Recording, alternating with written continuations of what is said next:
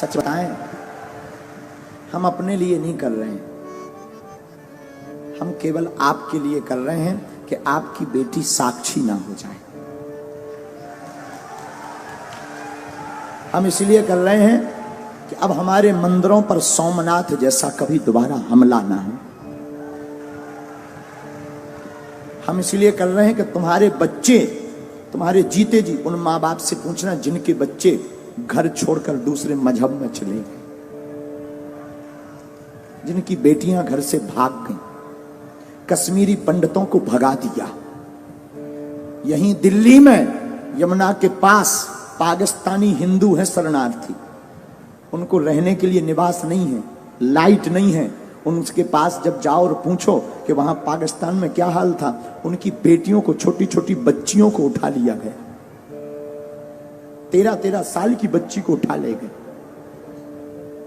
और हम नहीं चाहते कि हमारे भारत में तुम लोगों की बेटियों के साथ ऐसा हो।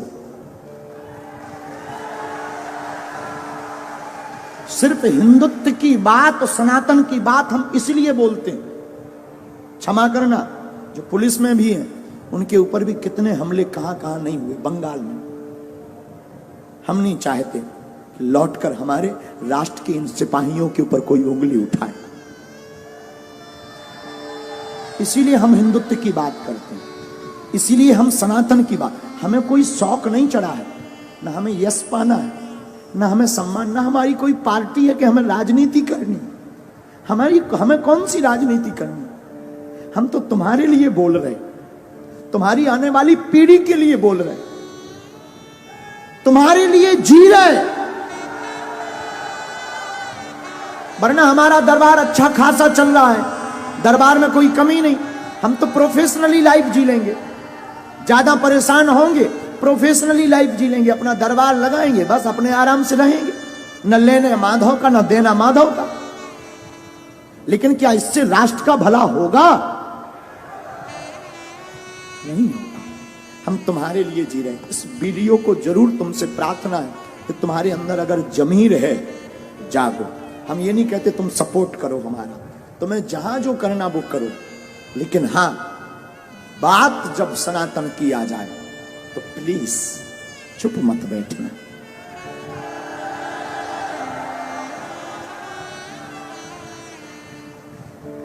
इसलिए प्रार्थना है, नहीं बाइकआउट करना ही पड़ेगा,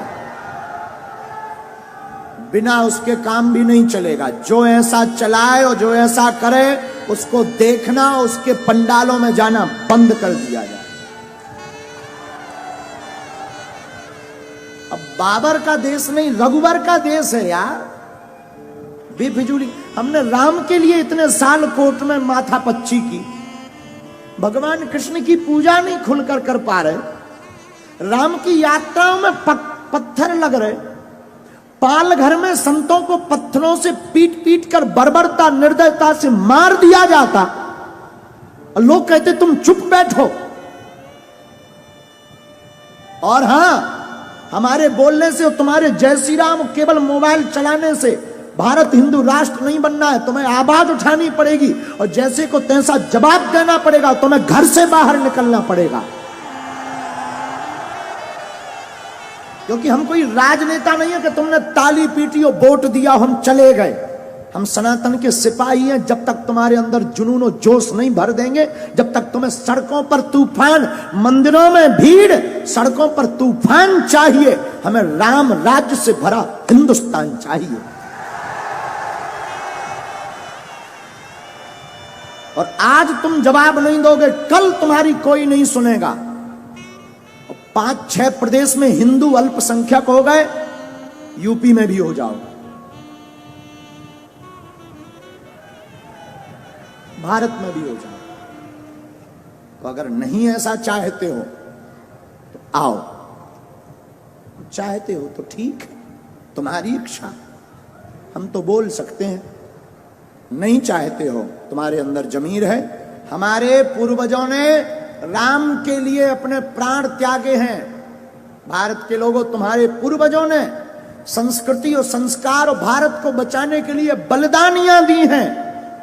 और तुम इसको थोथा बनाकर गुलाम मत बनवा देना।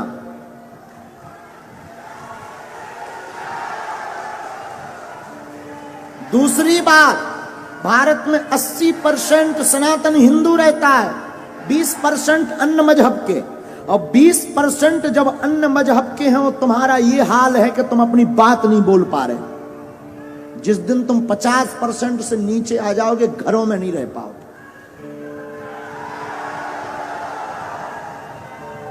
और कोई भड़काऊ बात नहीं है, बहुत ही जगाने वाली बात हो। इसके बाद अगर किसी को बुरा लगे तो क्षमा करना।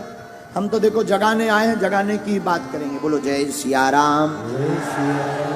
तो कौन कौन तैयार है ऐसे लोगों को जवाब देने के लिए? ऐसी खबर जो भी चला रहा है, कौन कौन जवाब देगा आज ही? पक्का? पक्का? चलो देखते हैं।